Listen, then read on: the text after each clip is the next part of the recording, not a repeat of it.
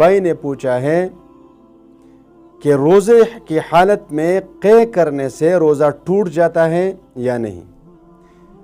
تو میرے پیارے بھائی، اس کے کئی صورتیں ہیں۔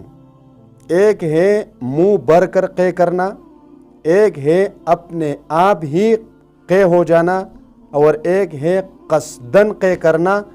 اور وہ قصدن قے کرنا منہ بھر کر ہوں تو الگ مسئلہ ہے، توڑا ہوں تو الگ مسئلہ ہے۔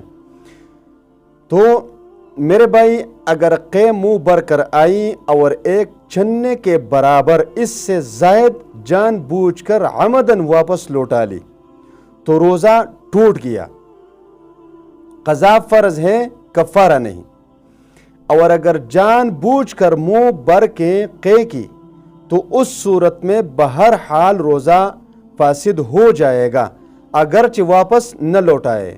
البتہ منہ بھر کے قے نہ ہو تو روزہ نہیں ٹوٹتا۔ قصدن قے میں سے کچھ منہ میں چلے جانا، اگر کوئی شخص قصدن قے کرے تو اگر منہ بھر کر نہ ہوگی تو روزہ فاسد نہ ہوگا۔ جو قے قصدن کی جائے اور منہ بھر کر نہ ہو، اور وہ اگر بے اختیار حلق کے نیچے اتر جائے تو روزہ فاسد نہ ہوگا۔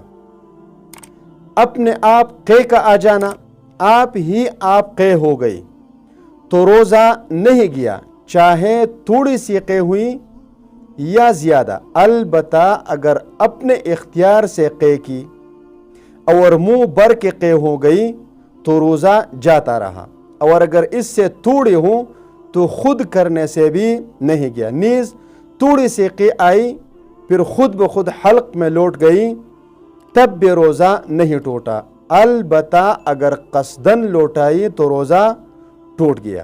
یہ مسئلہ ہے، اس کو سمجھنے کی ضرورت ہے۔